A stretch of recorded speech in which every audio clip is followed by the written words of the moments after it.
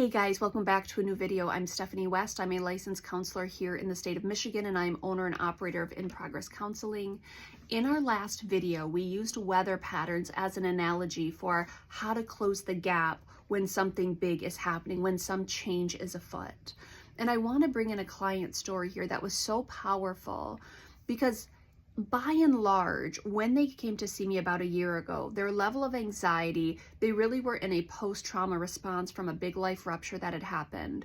A lot of things were so jostled and so big and overwhelming for them. And over the last year, not a lot in their external circumstances has changed. They're still post-trauma, as in this rupture happened. They're still in that particular dynamic. Now there's more time and distance since that's happened. And we've spent a lot of time processing, and we've spent a lot of time, grieving what was true. But what's also very wild to watch is the client's posture towards their circumstance. Even though the circumstance is pretty similar to what it was a year ago, their posture has changed significantly. And it's important to ask clients to put into their own words what their experience is, what it was, what it feels like now. And when I brought this to the client's awareness a few weeks ago, I said, hey, it feels like almost everything's the same and you're significantly different. I said, can you explain to me what that is to you? What does that mean to you? What's happened inside of you? And the client said, Steph, I stopped pretending. I started dealing with reality.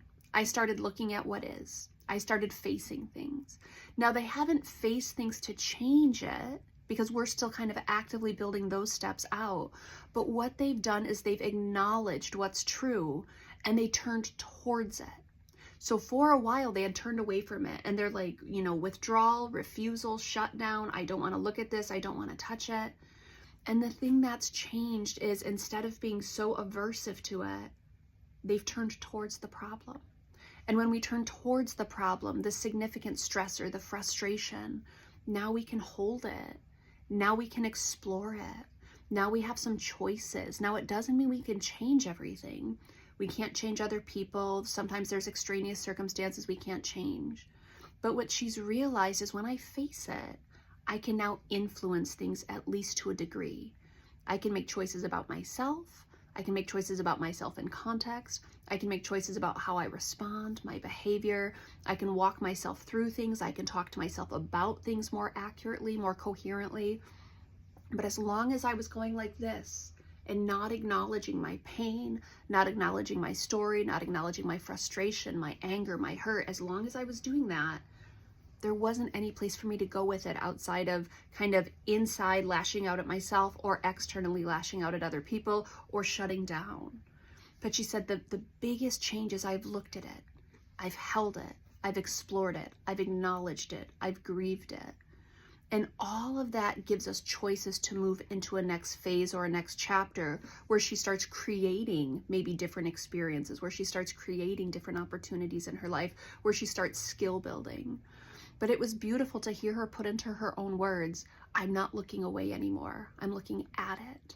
And typically that is the catalyst for us engaging change and us engaging change effectively. One of my favorite quotes from M. Scott Peck is he says, true mental health is a commitment to reality at all costs, meaning I look at it. I see what it is. I acknowledge what's in front of me.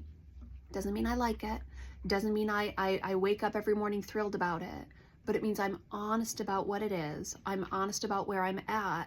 And when we do that, we typically have choices of how to engage.